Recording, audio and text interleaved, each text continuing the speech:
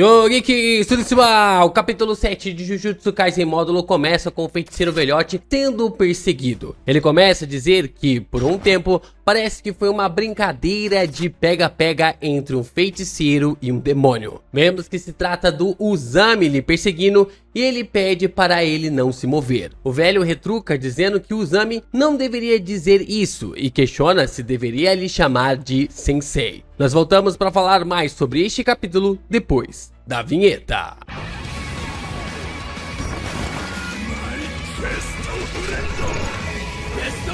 Uzami então aparece com algumas marcas na mão e o velhote reconhece que se trata da técnica da fala amaldiçoada. Uzami então dá uma porrada no velhote, lhe deixando tonto, e depois dá ali uma bica na cara dele, nocauteando ele de uma vez, né? Finalmente ele sendo derrotado ali.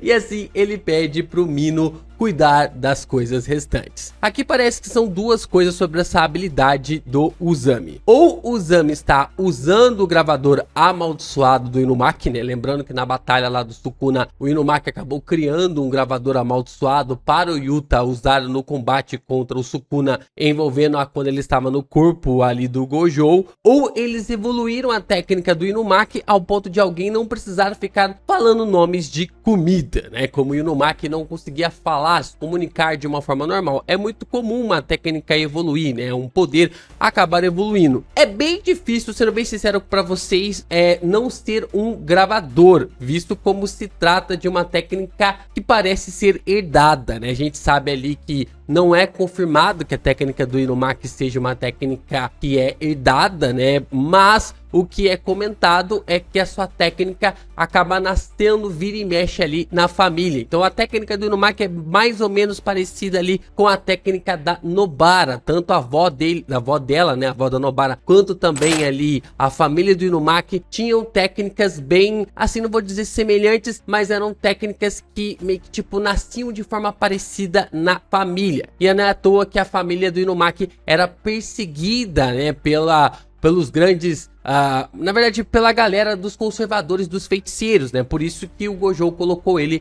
no seu agrupamento. Então eu acho muito difícil ser ali uma técnica, posso estar errado, né? Claro, posso estar errado, mas eu acho muito difícil ser uma técnica, tá mais para ser um gravador mesmo, porque é bem difícil uma técnica como essa aparecer novamente, principalmente em um espaço curto de período de tempo de apenas ali 60 anos, né? Então, tipo, tudo bem que a Nobara e a avó dela tinham técnicas parecidas, mas nós nunca vimos qual que era a técnica da avó da Nobara mesmo, pra gente entender se tratava ali de uma técnica. Pode ser tanto o gravador quanto também a técnica ali meio evoluída do Inumaki, mas se for pra apostar, falar, LP, aposta alguma coisa, eu apostaria em um gravador amaldiçoado. Vamos para onde o Cross e o Tsurugi estão, e Cross está irritado com o espadachim, questionando o que foi que ele acabou de dizer. Tsurugi questiona se ele não precisa evitar falar com ele, fazendo referência à fala do Cross para ele na primeira vez que se encontraram. O que Cross diz para ele lhe responder, o que ele quis dizer com vizinhos. Ele diz que foram os humanos que disseram isso para o Maru, de que amigos entendem que é algo importante. Tsurugi então desmaia e Cross fica frustrado, dizendo para que os humanos parem de dizer coisas desnecessárias. Eles e os humanos, como vizinhos, jamais vai dar certo. Cross diz que conhece a história do Japão. Depois do terrorismo Jujutsu, eles desfrutaram da paz no caminho traçado pelas grandes potências. O que mais eles podiam entender? Os humanos não precisam pensar constantemente em proteger suas próprias vidas. Tudo o que é necessário para o ser humano já está com eles desde o momento em que nascem. Cross diz que provavelmente Tsurugi já desprezou os refugiados como seres perigosos, sujos e pobres, e que principalmente depois de estabelecer ali a superioridade na comunidade internacional após a resolução paranormal de Kyoto, isso tem sido particularmente cruel vindo ali dos japoneses. Ele está bem irritado, dizendo que quanto a serem vizinhos de gente como o Tsurugi e também a Yuka, se depender dos timurianos, eles vão recusar. Um tempo depois, Uzami e Cross se encontram e Cross vai ver o seu irmão. Cross diz que quer levar o enviado especial Maru de volta à nave mãe para ser tratado lá e questiona se está tudo bem. Uzami pensa consigo que Cross quer fazer isso para mostrar ao povo simuriano como Maru foi atacado por um ser humano. Uzami diz que se o tratamento dos Simurianos não for algo desnecessário, é mais condizente ele ser tratado na Terra. Eles farão de tudo para tratar o Maru. Uzami pensa se eles pretendem obter informações biométricas, mas no fim o Cross deixa o seu irmão para trás. E a gente observa aquele velho clichê meio que tipo assim acontecendo, né? Porque o Cross vai até onde o Maru está, né? Ele tá desmaiado, ele pega ali os seus curativos, né? Pega acabando ali o curativo do seu irmão e acaba meio que mudando o seu penteado e passa a ser o Maru para enganar a todos. Sim, meus amigos, no meio de toda essa confusão de Jujutsu Kaisen, deixe seu like, se inscreva aqui no canal e também compartilhe os nossos conteúdos por aí. É muito importante você continuar reagindo, comentando, divulgando ainda mais os nossos conteúdos para que o YouTube continue a compartilhar ainda mais os nossos vídeos na plataforma. Você ainda pode se tornar membro do canal, mandar o seu valeu e mandar o seu reparo para continuar ajudando ainda mais o canal do Geek Brasil. Fortalece aí pra gente trazer ainda mais conteúdos de Jujutsu por aqui. Tsurugi então acorda e leva um susto ao ver o Mahito. Ele apenas escuta o Mahito dizer que não é ele e fica surpreso. Dá pra ver que se trata aqui do Mahito, visto os pontos em volta ali do seu pescoço, do seu rosto, essas cicatrizes que nós sabemos que o personagem possui. Só que a pergunta que fica é, por que ele apareceu aqui? Esse não é ele, é que o Tsurugi quase morreu, né? A base ali de enxergar o Mahito, porque é isso que vai realmente conectar com aquilo que a gente vai entender no final do capítulo. Mahito disse que sua técnica mexe com a alma e existe um resquício dela no caminho que as almas percorrem em seu caminho ao longo do ciclo de reencarnação. Quando nós vimos e acompanhamos o capítulo 271 de Jujutsu Kaisen, quando ele acaba encontrando o Sukuna. Provavelmente o Mahito está esperando alguém morrer, mas essa pessoa não é o Tsurugi. Vemos então o Maru Cross disfarçado de Maru e ele questiona se Tsurugi estava bem, o que Tsurugi questiona onde está Yuka. Maru Cross diz que ela está sendo examinada, mas parece estar bem. Bem no momento em que o Maru Cross chegou, tentando fazer uma moral ali para ele. Tsurugi questiona se Maru Cross sempre está tão bravo assim e o Maru Cross responde que não é bem assim. Há uma razão para isso acontecer, é claro. Tsurugi então começa a pedir desculpa ali pro Maru Cross por dizer aquelas coisas sobre os Simurianos estarem invadindo a casa deles. Ele não fazia ideia do que estava falando. Maru Cross fica em silêncio, mas existem muitas perguntas na mente do Tsurugi. Ele questiona se ele usou uma técnica amaldiçoada e se vai enfrentar alguma punição específica, o que Maru Cross responde que não, o que faz Tsurugi dizer que está se sentindo desconfortável. Quando a conversa ia continuar, Yuka chega toda sorridente dizendo que o MVP havia chegado. Maru Cross reage que nem o Maru ao ver Yuka bem, o que ela diz que deve ter sido incrível ver ele em ação, visto que esteve dormindo este tempo todo. Tsurugi então começa a dizer que se o Maru é um feiticeiro, ele é facilmente um de primeira classe, o que Yuka fica surpresa, chamando ele de atrevido. Eles já estão bem e Maru Cross pergunta para eles onde vão no dia de hoje, e eles decidem ir a um parque de diversões. Dá pra ver claramente nos brinquedos que não é mesmo o Maru, né? Pelas reações ali que a gente observa de todos os brinquedos, né? Inclusive até da montanha-russa, dá pra ver claramente que não é o Maru. Yuka fica questionando se o Maru Cross não estava de boas, já com a programação, e Tsurugi responde que quer mais velocidade. Faz todo sentido, visto que a Maki chegou até mesmo em Mach 3, fazendo aqui uma constatação do combate ali da Maki contra ali o Naoya usando a sua restrição celestial. O Kimino responde que qualquer pessoa normal que acompanhar eles pode morrer. Então uma criança surge bem perto deles e quando ela solta o balão e o Maru Cross pega, eles percebem que ela havia se perdido de sua mãe. Yuka questiona se ele está perdido. Tsurugi e Mino correm ali para não ficar perto da criança, né? Que eles vão mais atrapalhar do que ajudar, da forma como um pai que acaba saindo para comprar cigarro, e sobra para Yuka e o Maru Cross cuidar ali da treta. A criança então começa a chorar, o que deixa Maru Cross confuso, questionando por que a criança está chorando. Não é como se os pais dele tivessem morrido, o que faz Yuka mandar Maru Cross ficar quieto e a criança começa a chorar ainda mais, né? Era mais fácil ali o Maru Cross ter corrido juntos ali tanto ali com o Tsurugi e também com o Mino. Marocross então acaba virando um mortal e deixa a criança de boca aberta, fazendo ela parar de chorar imediatamente. Yuka diz que também consegue virar um mortal e todos começam a aplaudir eles. Marocross questiona o que raios há de errado com a Yuka. A mãe então da criança aparece e ela decide dar o balão para Marocross, né? Não a mãe, mas a criança, com o pequeno lhe dizendo obrigado. Marocross fica sem jeito pelo balão de Feliz Dia das Bruxas. E aí, meus amigos, aí Gegeko Tami começa a canetar. Marocross se questiona sobre o Halloween e Yuka responde que se trata de uma festa cristã, mas originalmente parece que veio de uma outra religião. Marocross questiona se o cristianismo é a religião dos terráqueos, o que Yuka responde que não. No mundo, apenas cerca de 20 a 30% das pessoas são cristãos. Marocross então nota que os japoneses são bastante descontraídos em relação à fé. A base provavelmente é o budismo, o confucionismo e o shintoísmo, mas eventos econômicos de outras religiões também foram ativamente adotado. Então parece que sim, não existe um deus em que os japoneses realmente acreditem com uma única unidade.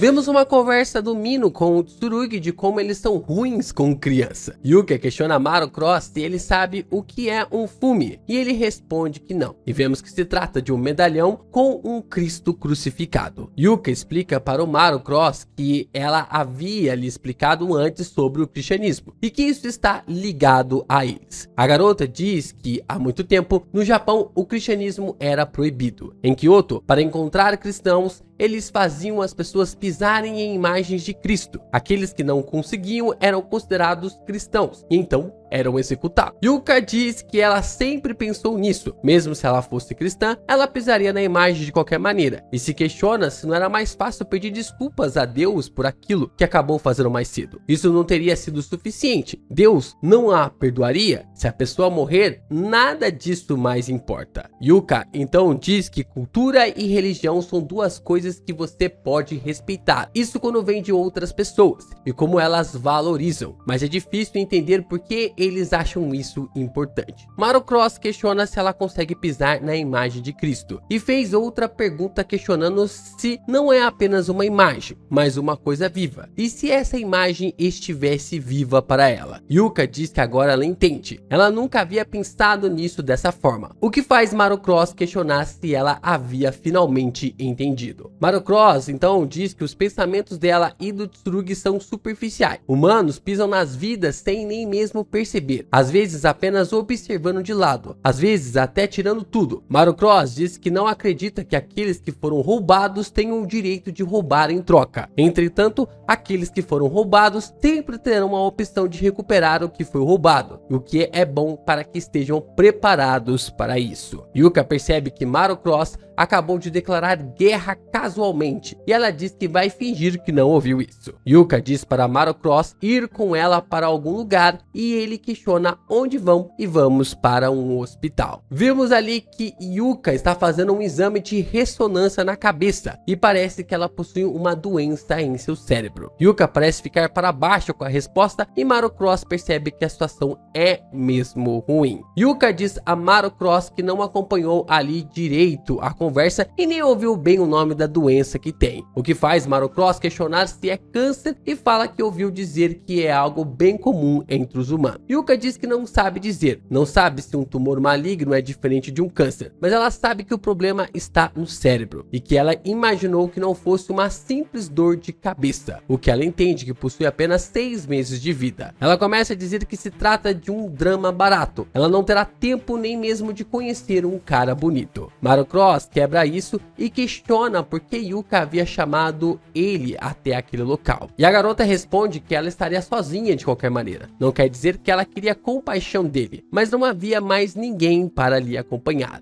Marocross começa a dizer algo para Yuka, de que mesmo que a expectativa de vida dela seja de 6 meses, a vida útil do coração da garota já acabou. Não importa o que ela faça, ela nunca mais sentirá o mesmo tipo de emoção ou maravilha de antes. As coisas que uma vez lhe fizeram rir, suas refeições favoritas, músicas, paisagens, tudo isso começará a parecer sem graça. Marocross acredita que Yuka com o tempo achará que, e daí? Eu vou morrer de qualquer jeito mesmo? A partir daí, ela gastará os seu precioso tempo restante se jogando repetidamente em um redemoinho de ódio. Ela continuará pensando, por que isso teve que acontecer comigo? Por que não aquela pessoa em vez disso? Ele diz ali que o futuro de Okutsu Yuka foi roubado. Agora ela roubará novamente daqueles que já perderam. Mas o Yuka quebra Maru Cross ao meio, questionando se foi isso que aconteceu com o Cross. E se foi isso, então o que ele fará agora? Cross então joga o seu disfarce, que não estava enganando ninguém, né?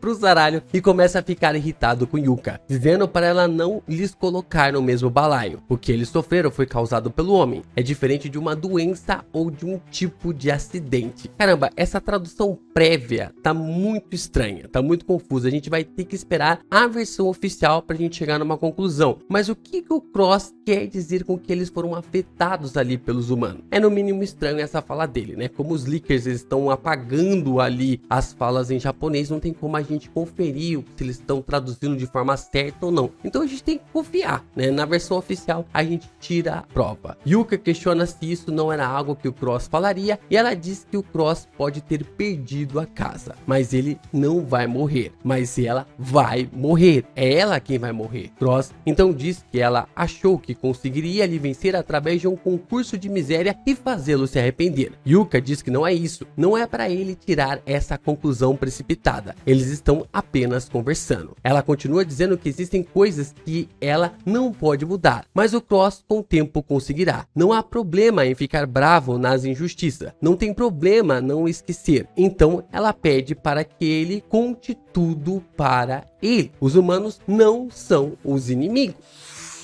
Os dois estão em cima de uma plataforma elevatória de concreto passando pelo rio. Cross fica irritado com Yuka, dizendo que tudo isso é apenas uma mentira que soa bem para ele. Cross questiona a ela se acha que ele pode ficar satisfeito com a razão e a lógica acenada para eles da margem oposta. E é claro que não. Ele começa a falar que elas não estão mais na margem oposta. Essa fala aqui do Cross, ela é interessante porque ela reflete sobre a travessia do rio pelo budismo. Quando se atravessa um rio, você está no mundo dos mortos. O Cross não consegue ver mais a razão e a lógica através desse sentido, né? Ele já tá ali meio que perdidaço, não consegue realmente entender e compreender que as duas raças podem conviver. Ele xinga os humanos de bastardos, questionando que quando os terráqueos falam em coexistências, de agora em diante, o que eles realmente querem dizer é viver sem o fardo para a terra. Ele questiona até quando isso? Até quando eles terão que viver sempre observando os rostos dos terráqueos? Se tiverem que passar anos, décadas, vivendo uma vida tão miserável, ele vai tirar tudo à força. Enquanto Cross fala disso tudo, o rosto de Yuka nem sequer mostra algum tipo de raiva. Ela está apenas tentando entender a origem do ódio dele. Quando Yuka vai chegar até o outro lado da margem, ela para. Ou seja, ela não alcança o mundo dos mortos. Ela então questiona ali Cross até quando ele vai continuar roubando. E ele não responde. Ele não consegue responder. Yuka dá um checkmate nele, dizendo que odiar as pessoas é fácil e tirar algo delas é fácil também. Se ele vai continuar repetindo isso, então eles vão ter que acabar com isso naquele momento. Os dois vão acabar com isso naquele momento.